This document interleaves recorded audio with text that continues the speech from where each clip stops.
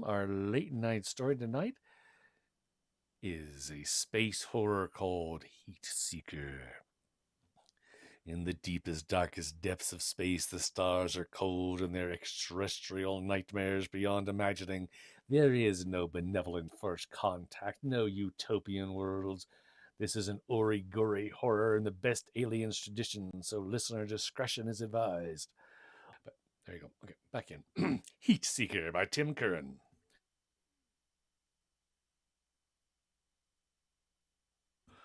The screaming brought them. They came running through the narrow passages in their green terrain suits. Wells, Saracen, and Gill, kicking up clouds of pink Martian dust. Screaming wasn't something you heard much in the dead desolation of Mars, but once you heard it, you would never forget it. Bouncing through the winding corridors in low gravity, trying to stay on their feet, they climbed over hoses and bumped their helmets on pipes and tripped over heaps of rubble. This was the reality of subsurface mining on an alien world. Weird gravity and crowding. The screaming echoed through their headsets, shrill and deranged, like torture. By the time they reached number 4 compressor shack, it had stopped. And the silence that followed was somehow worse. Like hearing footsteps coming at you in a dark, empty house and then hearing nothing. They stopped running once they entered the high cavern where the shack and the maintenance sheds were housed. Saracen was the first one into the shack. "Deans!" he cried out, his voice modulated through both internal and external speakers. "Deans! Royer! Where are you guys?" "Out here!" Gill yelled. "Out here!" Deans was over near the entrance to an intake shaft, crouching there, rocking back and forth on his heels, gloved fist pressed to the bubble of his helmet. His face looked yellow and slack. His shiny green insulated jumpsuit was spattered with something dark, as if he'd been sprayed with ink. "Deans! Deans!" Saracen said as he raced over. "Where's Royer? What the blue hell?" Then he saw the same thing that made Gill and Wells turn away. Royer was right there by Deans. Saracen could see fragments of his terrain suit, except now it was shredded and torn, dipped in red. "Oh, bugger," he said. And that about covered it. Royer was splashed over the walls of the cavern and down the intake shaft a good 10 feet. One of his boots was dangling from a lip of rock above. Saracen wanted to be sick, but he didn't dare. He just kept looking. Tiny globs of frozen liquid crystallized in the sub-zero temperature like rubies. Deans got to his feet and nearly fell over. I heard him scream. I came running out, and then he hit me. Royer hit me." Gill grabbed him by the arm. "Hit you with what?" Deans kept shaking his head inside his helmet. "I mean, he hit me. I saw a big shadow, something huge, something fast jumping around, and then Royer, what was left of him, slammed into me." They got it then. All of them got it several times, though they didn't understand a thing. Dean stumbled about in a tight little circle, moving from Saracen to Gill to Wells, and they each in turn backed away from him. Yeah, maybe it was something. Maybe it was what he was splattered with, and maybe it was something else.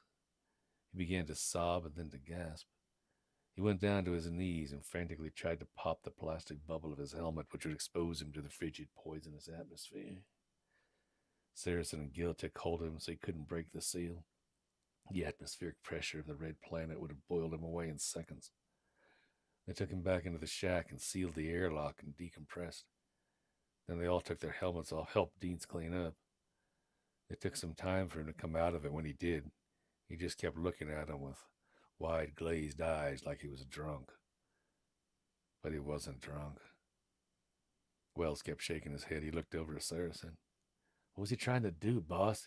You puke in your helmet, for crying out loud. You never take that bubble off. What was he trying to kill himself or what?" Gill said, "Well, maybe you saw what he saw. You'd want to kill yourself too." 15 minutes later, sipping a mug of hot coffee, Dean started to talk. It was like I said, man. It was just a blur, a big shadow or something. Whatever it was already finished with Royer by the time I got there. It wasn't my fault. Wasn't any of it my fault. There wasn't anything I could do. Course not, course, Gil told him, but it almost sounded like she didn't mean it. What'd you see? Saracen asked. Just take your time. You were in the shack. You heard that screaming on your set. You got suited up. You went out through the airlock. What then, man? Just, just like I said. Just, just that blur of shadow or something sliding around, and then he slammed into me. Roy slammed into me. He knocked me flat. Next thing I know, well, he was like you all saw. And then you guys were there. Wells and Gil looked at each other. That's it? That's it, Saracen. That's it. Saracen didn't like it. He believed every word Dietz told him. Something had happened. Something terrible. But as to what that really was, who could say? Roy had been slaughtered all right, but how? By what? You quit looking at me like that, Wells, Dean said. Like what? Like what? He said. You've been looking at me like that since ever we got back into the shack, since I came around. I know what you're thinking. I know what's going on in that mind of yours, but you listen to me. There wasn't anything I could do. It wasn't my fault. Never said it was. You telling me you're not thinking it? I know you're thinking it. I know you're thinking it. Dean set his coffee down. There was something in his eyes. Before it had been fear, shock, revulsion. Now it was murder. Royer was my friend, not like you. He was good. He was decent, not like you. He cared about people. He wasn't a jerk like you, always saying stuff behind people's backs. Wells turned away. Ah, shut up. All right, Saracen said. Everyone settle down, settle down. Gil wasn't saying anything. She was just watching. Dean pounded a fist on the table. It's not me, boss. It's not me. It's Wells. He's acting like I killed Roy or like I'd do something like that. Well, did you? Wells put it to him, then shook his head. No. I'm figuring something came out of them tunnels and went after Royer, and you just let it happen. You just let it happen. Too scared to do anything. Dean's was small but wiry, and he launched himself right at Wells, and Wells was a grinning waiting for it. But Saracen and Gil got in between them, breaking them apart like a couple of mouthy drunks ready to go at it over a football game. Knock it off, both of you, Saracen shouted. We can't afford this garbage. There's too much on the line here. Now both of you act your freaking age, because I'm not in the mood for this. We got a dead man out there. Now both of you act your freaking age, because I'm not in the mood for it. I want to find out how he died. They'll be back to pick us up in 2 days, and I want some answers by then. You people with me on that? Good. If you start again, and I'll crack both your heads together.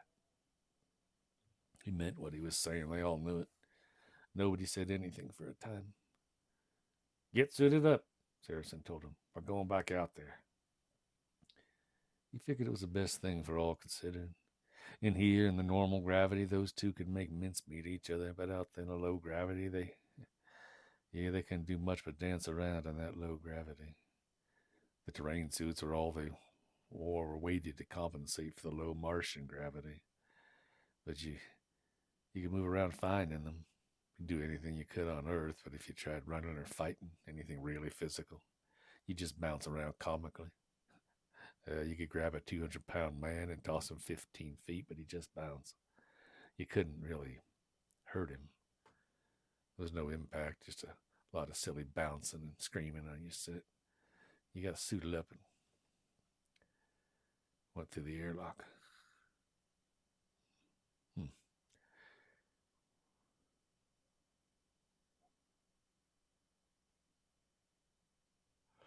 Suits and helmets on, they moved into the airlock, crowded shoulder to shoulder. And you can wait here if you want, Saracen told Dietz. No way, I'm going with you. Well, try not to wet yourself, Wells said. What did I tell you? Saracen said to him. The atmosphere in the airlock was decompressed with a hiss, and they stepped out into the caverns.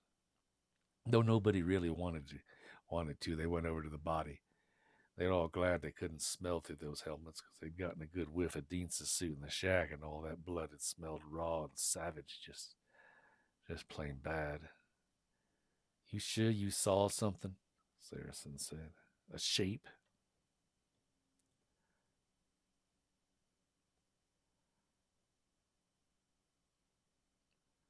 Dean shrugged.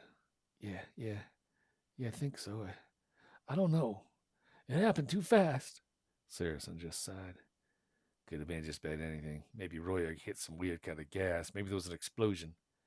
Yeah, it sounded weak and nobody was buying it. Not even Saracen himself. But he was in charge here and he had to keep everyone's head level.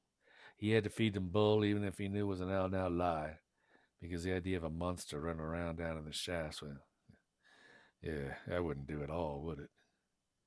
Explosion, Wells said, laughingly dry in his throat. Yeah, I like that. Explosion. That's good. Take a long look at Royce, boss. There wasn't no explosion did that. Look at that trauma, will you? Look at those wounds. Looks like somebody took a scythe after him. Everybody was thinking it, but nobody was saying it, so Gil did. She said it in a whisper, but they all heard her. Heat seeker. Heat seeker. Saracen just shook his head. Come on, Gil. That's an urban legend. There ain't no such thing as a heat seeker. Just talk.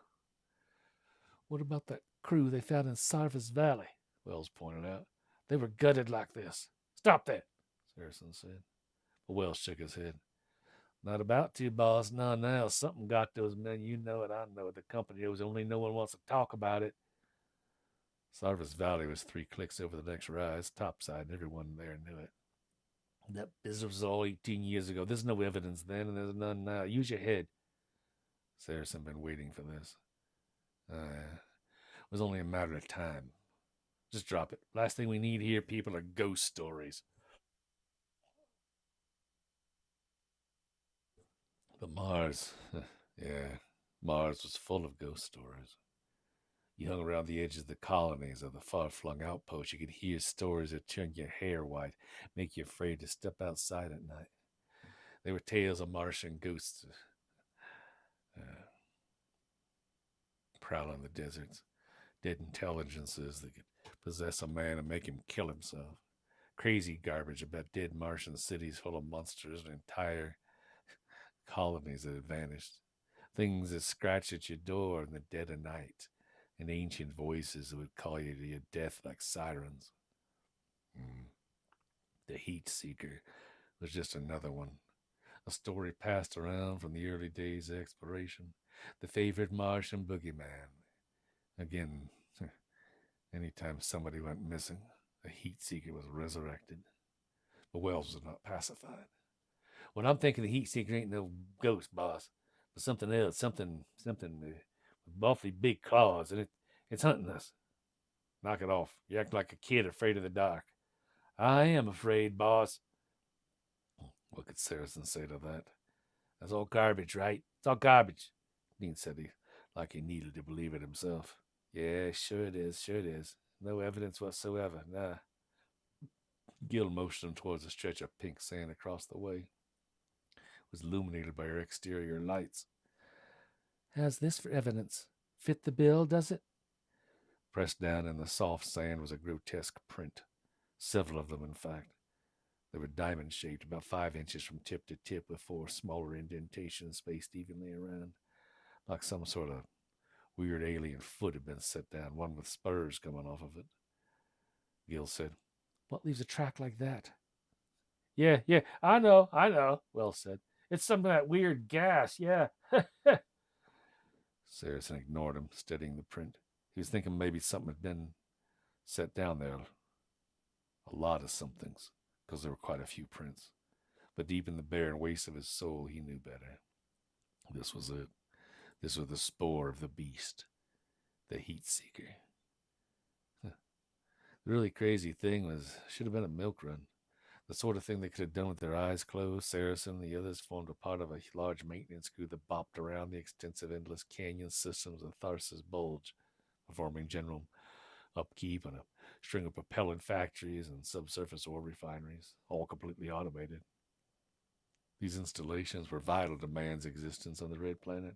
The factories processed propellant from the raw carbon dioxide of the Martian atmosphere, which was used to power the outgoing spacecraft for the long flights back to Earth. The refineries refined iron ore on site to be used in composite metals for building, construction, just about anything. Everything was metal on Mars. With a lack of free oxygen in the atmosphere, nothing corroded. And so that was the deal. Saracen's team had been dropped off at the Rift Valley refinery for a few days' work. The hovercraft would pick them up in 48 hours. All they had to do was make their checks, charge the batteries, blow out the lines, the usual. And now this. Royer was dead, slaughtered, and everyone was getting panicky. The 4 survivors were alone, hopelessly alone. The nearest colony was New Providence, some 500 kilometers to the east. Saracen could have called for an early pickup, but that would have been a big deal. The hovercraft ran on tight and flexible schedules like everything on Mars. If one of them had to divert a few hundred miles, it means some outposts wouldn't get their supplies or the relief team. There'd be hell to pay, and the bureaucracy would see to it that Saracen was never in charge of anything. There was going to be hell to pay. But there was something down in the mines with them. Something that liked to kill. I can't stand this place, Dean said as they stood watch outside the maintenance conduit at level 3 substation. I hate it. I hate this whole rotten place. I hate it. Gil just sighed. Settle down, will you? They'll be back to pick us up tomorrow afternoon. Just hang on. Just hang tight. I don't mean these mines, Gil. I mean this whole rotten planet. I hate it here. I hate it. I hate the cold and these infernal helmets. I hate the dust storms and the emptiness. I hate it all. He stood there in his terrain suit, peering around in his helmet with beady, watching eyes. I grew up in Bayonne, Jersey. I thought Bayonne was a stink hole, but you know what? Bayonne's like a freaking Palm Beach compared to this place.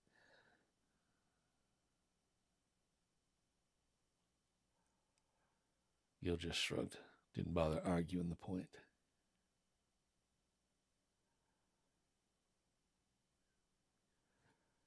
Sure, Mars was a stink hole. It was barren and desolate and real spooky.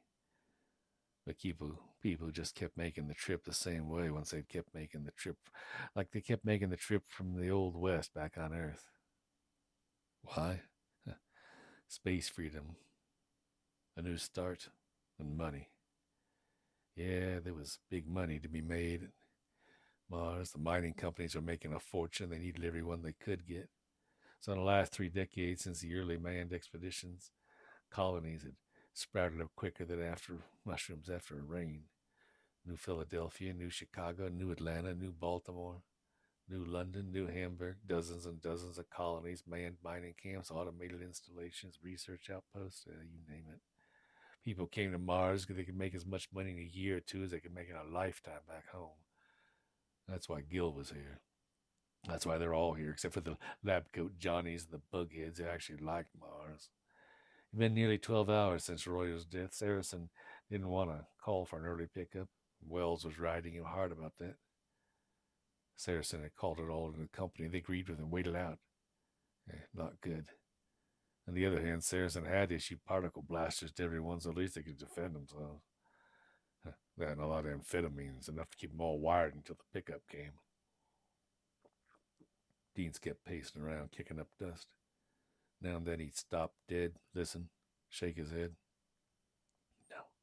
No, nothing. I thought I heard. Never mind. Driving Gil's nuts with the repetition of it all. Gil was with him because Saracen didn't like the idea of Deans and Wells being around each other, especially when they were carrying blasters. So they're down here at number 3, the substation, which powered most of the levels, and Saracen was Wells up on number 2, going through motions of maintaining ore crunchers. When I was done, Saracen said they could all ride out in the shack until the hovercraft was there. Dean said, You think the heat seeker is real, Gil? You think there is such a thing? You tell me, she said. You saw what took Royce, not me. I don't remember what I saw. Gil aimed her blaster down the conduit. The halogen light fixed it to lighting up the tunnel for 40 feet. Maybe that's a heat seeker. Maybe I don't know. Something got Royer, though. Something got him. No life on Mars, Dean said. That's what they always said before man got there. No life on Mars. Of course, that was a lie. There weren't any little green men stalking around now, but there was life. In the early days of exploration, Hydra bought ice cores that drilled through the ice caps and found huge lakes beneath them. Lakes warmed by geothermal energy. The water was full of microbes and protozoa, things like primitive sponges, echinoderms, bryozoa, not much else. Down deep in the natural limestone caves, lots of weird toadstools and fungi were found growing. Colonial organisms like jellyfish living in streams polluted by methane and sulfur dioxide. Yeah, there was life, just not any large terrestrial forms. But the fossil record of the Red Planet was very rich. At one time, the surface had been teeming with life. There had been extensive river systems and floodplains that fed lush plant life, supported a variety of Martian invertebrates, flatworms, gastropods, mollusks, bizarre moss animals, an incredible variety of arthropods, creatures like crabs and spiders, beetles and pillbugs, locusts, almost as large as dogs. But they were all long, long gone. Oh, none of them had been as large as what Deans had claimed to have seen or glimpsed. There were ruined cities in the desert, but no remains or evidence of who or what had built them. Most recent have been abandoned at least 30,000 years, if not much longer.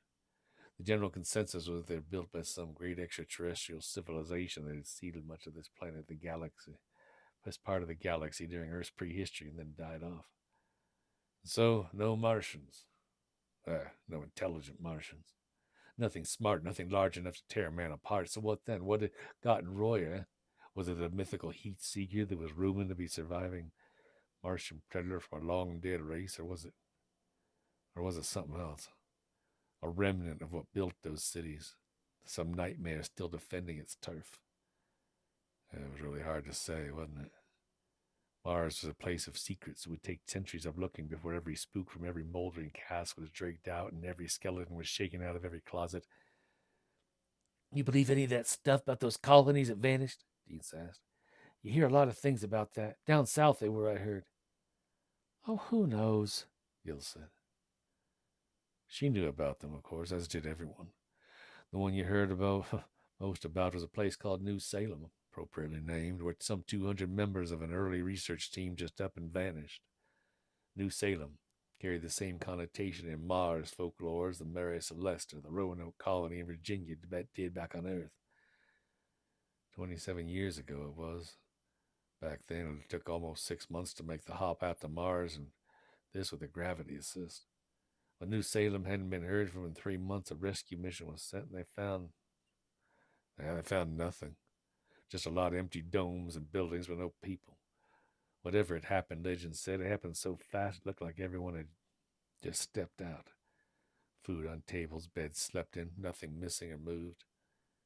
Through the years, New Salem had become the focus of ghost stories and conspiracy theories. It was located down in the southern highlands where there wasn't anything within 1,000 miles of it these days. Maybe that said something about the truth of that matter.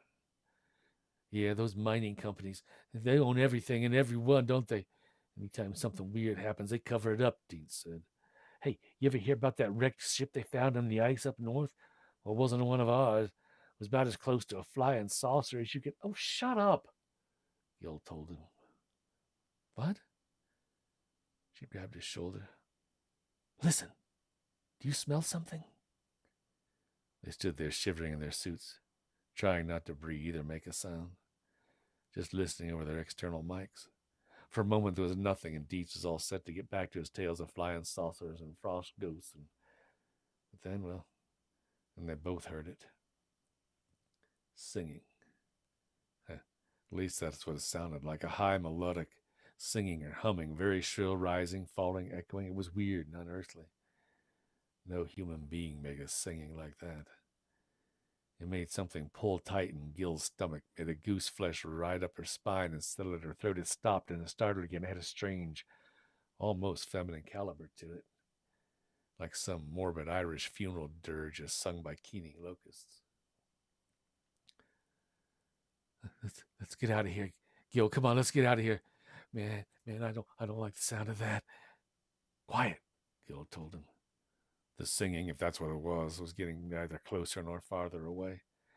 Whatever it was coming from seemed stationary. They waited there, trembling, listening to it, thinking it sounded like sirens or Greek mythology calling them to their deaths, or the high and evil sweet voice of a wraith echoing from a haunted house. They did not know what it could be, only that it was alien and macabre.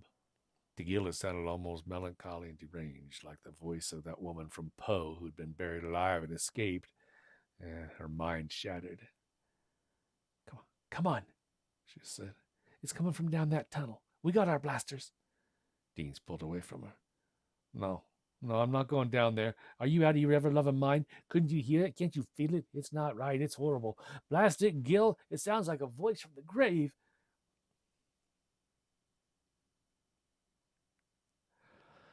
Gil stood there. Deans was right. Completely right. Nothing that could sing like that was remotely human or remotely sane. Yet she was compelled to follow that voice, to seek it out, to see what could possibly be making it. Well then, you can't wait here, because I'm going. No, you can't. You can't go in there. You can't leave me alone here. Then come with me, Gil said. The tunnel led up to a pump house. There was nothing else up there but a lot of rudimentary tunnels and engineers that never finished, some old and unsafe cave networks. Deans was shaking so badly he thought he might fall out of his suit. I'm calling Saracen. You're out of your freaking head. I'm calling him. You hear me? I'm calling him. So call him, Gil said, and slipped into the tunnel. Deans was alone. He could see the retreating glow of Gil's helmet's lights bobbing away into the darkness. The singing had stopped, but now it started again. Shriller, more rhythmic, more insistent than it ever had seemed. Dean stood there unsurely. Funny, but that voice made him want to go into the tunnel, too. You listened and kept listening. It sort of wrapped something warm and fuzzy around your brain. You stopped thinking about how terrible it sounded, how morose and off-key and eldritch. You started thinking how it sounded kind of nice, kind of like a lullaby your mother might have sung you to sleep with in a crib. Sweet, loving, and, oh, Bast! Deans nearly cried out because he'd been walking towards the tunnel just as Gil had. He'd actually been letting that voice get into his head where it settled warm and comforting, spinning webs through his mind. He stepped back and away. There was a ping at his headset, which meant he was about to receive a communication. Gil, listen to me. You gotta come back. You're coming back right now. Deans, come on into the tunnel, Gil said very calmly. You have to see this. This is incredible, really. It's really incredible. Come on, Deans. Come on. She said something else, but Deans couldn't pick it up because the singing was blaring, blotting out everything else. He kept trying to get a hold of her, but it was useless. He shut the channel off and kept his exterior mic open. The singing was very loud, echoing, shrilling. Then there was a ping again, and Gil came on, screaming and shouting in pure terror. Deans made a frantic call to Saracen.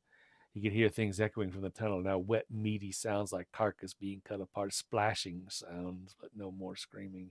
Then it all ended with a piercing, roaring noise that echoed away and died. Then there was nothing but silence. Silence. Deans went down on his knees, sobbing, waiting for death to find him too. But it didn't. Saracen and Wells found him. Where's Gil? Saracen said, yanking him to his feet and shaking him. Where the freak is Gil? She went up that tunnel. Up that tunnel, boss. We went up that tunnel following that singing, that beautiful singing. What the freak is he talking about? Wells wanted to know, but Deans just nodded like he was hearing something they couldn't. That heat seeker, boss, she's female. She's a female. And she likes to sing, boss. She likes to sing. They're tracking her now. They're going to bring her to ground or die trying. Saracen himself led the way up the tunnel after Gil. Deans was right behind them. Wells was taking up the back door. Wells didn't care about Mars, the company, or any of that. He just wanted to bag what was killing people. He saw nothing beyond that. Funny, funny, he said to Deans, how every time we leave you alone with somebody, they get killed. What do you mean by that? Deans shouted. Yeah, just curious is all. Listen, you moron. Shut up, Saracen told him. I'm sick of both of you. I'm just plain sick of the bickering. Every time Dietz gets alone with somebody, they die. What of it? Could have been you or me that she went after, too. She tries to get us alone, Wells. She found Royer by himself, then she got Gil away from Dietz. That's how she operates. That's why we're not separating anymore.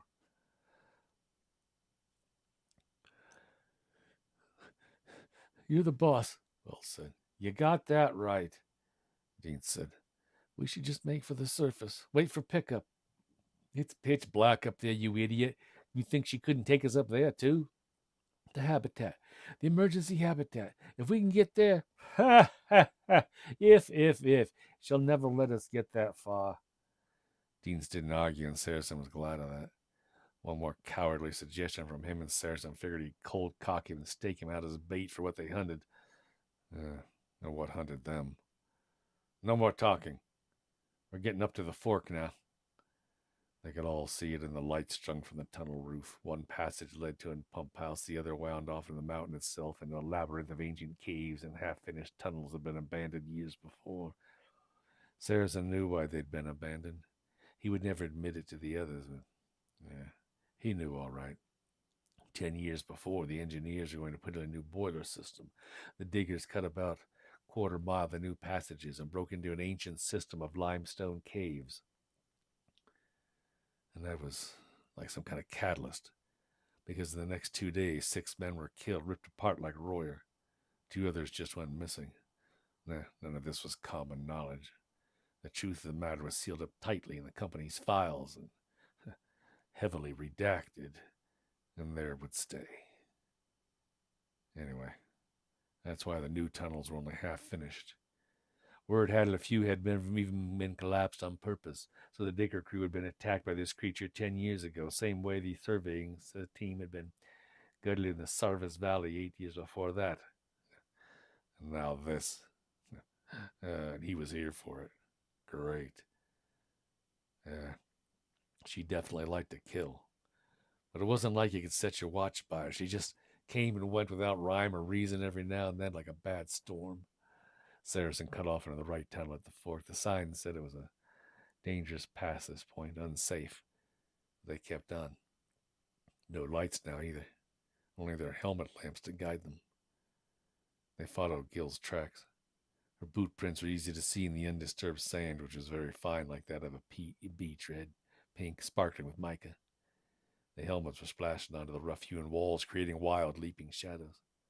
I don't like this, Dean said. Shut up, Wells told him.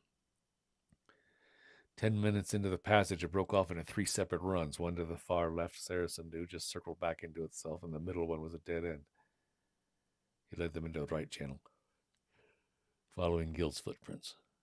The passage was getting narrower now, like a spider hole, so tight in some places his shoulders brushed rock on either side.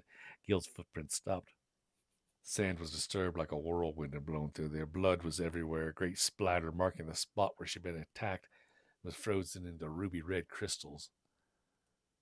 Where's her body? Wells wanted to know. But that was obvious enough, wasn't it? There was a crystallized blood path before them, drag ruts. She had dragged her off. Swallowing, Saracen led them on. Nobody was saying a thing, not even Deans. They kept moving, the shadows jumping, the tunnel turning this way and that. To a man, they couldn't shake the idea that they were being watched. The tunnel began to break into old caves. Offshoots ran to the left and right, some of them big enough to drive a sand rover through, and others you would have had to navigate on your belly. Saracen was still following. The drag marks, though. The blood was very spotty now. A few drops here, a few drops there, and he figured Gil was dead before she reached this point. There was a sudden arc of light, like one of the helmets had spun in a crazy circle. Saracen heard what he thought was grunting sound. He stopped and swung around. There was nobody behind Dietz. No Wells. Dean started losing it right away. Pick us off one by one. That's what she's going to do, Saracen. You played right in her hands. Oh, that's great. That's just great, man.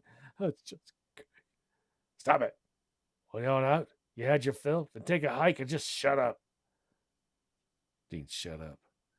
Saracen backtracked. It was hard to say where Wells had disappeared to. There was some blood on one of the walls, but he could have been yanked into any half a dozen passages. This was it then, he knew. They either hunted that thing down or they killed her or she killed them. Regardless, it would have been just as dangerous to turn back now as to go forward, like slipping a noose around your throat, kicking out the stool. There was just no turning back. The passage split again, and this made Saracen stop. What? What now? Dean said. Saracen didn't answer at first. He had to be sure. Then he was. Look, Deans. That tunnel to the right, it's new. It didn't used to be there, I'm sure of that. It was a tunnel. It was tall, narrow, more of a cleft through the rock than anything else. The floor was littered with detritus, lots of loose rocks, scattered pebbles. The walls looked as if they'd been cut with axes and picks. Saracen went in there, not caring now if Dietz was behind him or not.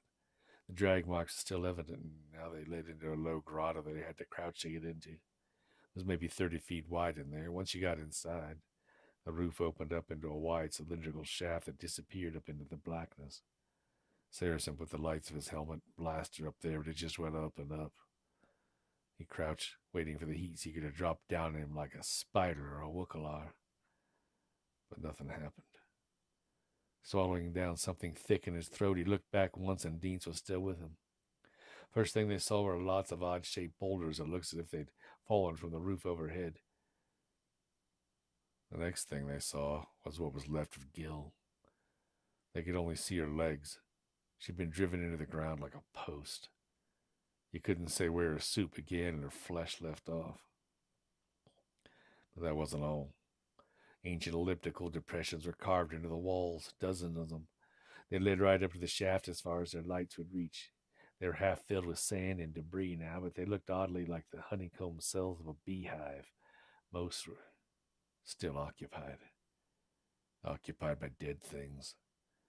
They went over to them, not afraid really, because there was no possible way the things were alive. They were curled up in horribly withered, leathery brown creatures about 4 feet in length that reminded Saracen of katydids. Maybe they weren't insects exactly, but something like insects. Arthropods. Their thoraxes were ribbed short and shriveled limbs branching out into triple-pronged appendages. Something like a narrow stalk rose from the thorax.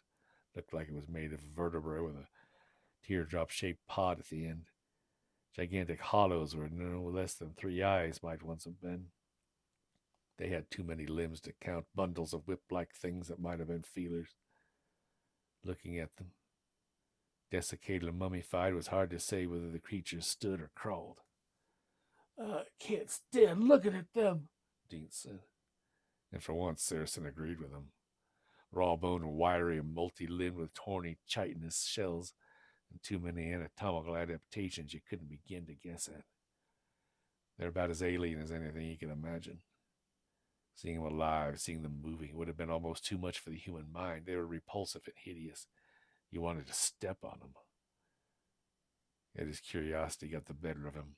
He panned his light up and he found more of the creatures interred above. They were larger, maybe adult forms, but just as withered and brown and crumbling. They looked like earth mantises. Deans began to giggle. Then he began to laugh. The dry and wizened laughter that was perfectly insane. The sound of a human mind emptying itself. You know what this is? You know what this is, don't you? Don't you, Saracen? You know what this is? How could I? Saracen said. This place, this thing, this whole place. Dean said, motioning around with his light and then jabbing one of the insects with a blaster so a limb fell off. This is a burial chamber. This place is a burial chamber. These hills we've been tunneling into are probably some part of a huge cemetery, some sacred burial ground. All these years, we've been desecrating it. He was out of his head. He had to be out of his head. Yeah, that didn't make him wrong, did it? Rift and Sarvis Valley were probably part of some sort of great Martian necropolis, and men have been violating it ever since they arrived on Mars like dogs searching for bones. And the heat seeker, the caretaker, a survivor that could have died out years, eons ago, but kept living, probably demented even by Martian standards now, doing the only thing she could do, grieving for her race, probably hibernating long periods of time and waking up ticked off and taking invading humans as sacrifice, the memory of her species. His skin crawling, Saracen thought, I'm in command here. I can't crack up. I can't, I, I can't let myself crack up. Deans was out of his mind now, and Saracen close at his heels. He led him back out in the tunnel, nearly dragging him. Get hold of yourself, he told him. I'm okay, Dean said. His eyes were wide and glassy and mad through his helmet bubble. Come on, Saracen said. Let's get the hell out of this crypt. The idea of escape, of making for the surface, slapped Deans out of it. Whatever had been holding him, squeezing his mind flat, had let go now. He could do this. He could make the run with Saracen. He wouldn't lock up. He'd keep going. And down the tunnel they went. Death waited in any of the passages and spider holes arching off to either side. Deans was sweating rivers in his terrain suit. He held his blaster tightly, and if anything so much as breathed, he was wasting it. If it was a person, so be it. He was blowing it away. We're going to make it. We're going to make it, he told Saracen, because he had the oddest sense that Saracen was beginning to unravel. He wasn't saying anything. He was just waiting for the stink to start flying. We're going to get out of here. She can't stop us. Sure, said Saracen. No hope, no optimism left. Saracen was always so confident and sure of himself, always standing on sure ground. He had died now. What was left was a man that was sure of nothing, that dared and hoped for nothing. He saw his death coming. He did not shrink from it.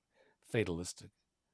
Deans didn't like this new Saracen. He was not in charge. He was not leading from the front. He had folded up psychologically. There was nothing left but flesh and blood, nothing at all.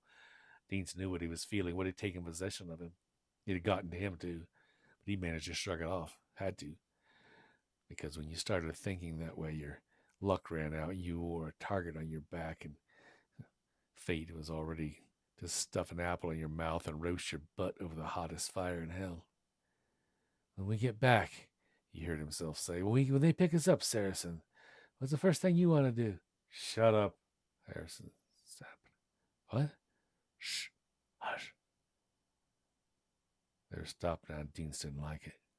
Forward momentum was what he needed. Hesitation like this made all the bad things start crawling through him again. The paranoia and dread, the absolute fear. Saracen seemed to be listening. What are we hearing? But Deans heard nothing, saw nothing, but he was feeling everything. There was simply no getting around what his nerve ganglia was telegraphing right up his spine, the sense that they were in incredible danger, that something was following them, shouting them like a leopard in the jungle, something patient, malevolent, and deadly as poison. He could feel it watching them, studying them, deciding which of them would bring down first. And when it did, it would be to maximize the utmost terror in the other, because that's how the heat seeker worked. It could smell fear, it could taste fear, and it knew exactly how to use fear. It was close. Deans was certain he could smell it, as impossible as that was. Gray, moldering, the stink of shrouds and bones. Closer, closer still. We're going to die. We're going to die, he thought. That we won't make it out of here, ever. We're going to die. And they wouldn't. He was certain of that. Just as certain as he had been that they would make it 5 minutes before. The mind was funny, wasn't it? It was like a green tree limb. You put too much pressure on it, either snapped or sprang back, swinging and swinging, and that's what had happened to Dean's mind. The only reason we're not dead yet is because she isn't ready to take us. She wants us more afraid. She wants to push us to the brink of madness. She'll be satisfied with nothing less. Deans was shaking badly now, and Saracen was frozen into place. They did not speak. They did not move. Deans knew they had to right now. He opened his mouth to say so, and then a shrill, insane screaming began to echo around them, coming from behind them, ahead of them, maybe from the mouths of all those other passages. It rose, it fell, fragmented, and started again. He felt something like a sucking wind rush through him at the sound of it. He wanted to giggle, he wanted to cry, he wanted to scream along with it. He was going mad, and he didn't see what he could possibly do to stop it. The screaming came again then, filling the tunnels, bouncing around until it was not a single scream, but a dozen, and then it rose to a strident, inhuman pitch and became the hysterical voice of Gil. "Help me! Somebody help me! Don't let her touch me! Don't let her touch me! Help me!" Oh, Gil. Saracen tense, turning in circles, trying to find out where it was coming from. We gotta help her. That's what we gotta do. "Are you crazy?" Dean said. "That's not Gil. It can't be Gil." But it sure sounded like her. About 5 seconds after it ended, it started again, only this time it wasn't Gil. It was Royer, too, and Wells. They were screaming, screeching, begging for help, begging for Deans and Saracen to help them before she hurt them anymore. Deans just stood there, breathing so fast he was hyperventilating. The sound of those screaming voices had locked him up inside, the suffering, the torture, the absolute pain. It sounded like they were being skinned. And Saracen? Yeah, he was completely unhinged now, moving first this way, then that, stopping, starting, aiming his blaster here, then there. Finally, he grabbed hold of Deans' arm. "We gotta help them, Deans. We gotta go to them." Deans yanked his arm away. "They're dead, Saracen. They're all dead. You know that. They're dead." "Then who? Who's calling us? Who the hell's calling us?" "She is," Deans said. But that wasn't good enough for Saracen. He shoved Deans, and Deans went airborne in a low gravity, bouncing off a wall, thudding gently to the ground. By the time he was on his feet, Saracen was already gone. He caught a brief glimpse of his helmet lights bobbing up a passage and then disappearing. "Saracen!" Deans called through his mic, but it was pointless. She wanted to separate them, and now she had. Deans went after him. Entering the darkened tunnel was cramped and close in there, the floor rising along a gentle incline. He had to find Saracen before she did, but he knew he wouldn't. It was about that time that Saracen screamed. It was loud, piercing, and short. It was a wet, ripping sound, a thudding, cleaving noise like Saracen had been split lengthwise by an axe. And then something came bumping down the tunnel from above. Saracen's helmet was crushed, battered, sprayed with frozen blood, and his head was still in it. Nobody can smell you scream in space. So Deans ran. Just ran. He could not remember much of his flight, only that he kept going until he was at the power substation. It was shut down and all the lights were off. And Deans had been a maintenance tech long enough to know it wasn't a mechanical or electrical failure. It was a heat seeker. She doubled back and did something. She didn't need the light. She hunted by seeking out and seeing body heat. Heat seeker. He began running, trying to stay on his feet. The turbo lift was just ahead. If he could just get in there, it would shoot him up to the surface. There wasn't anything she could do to stop it.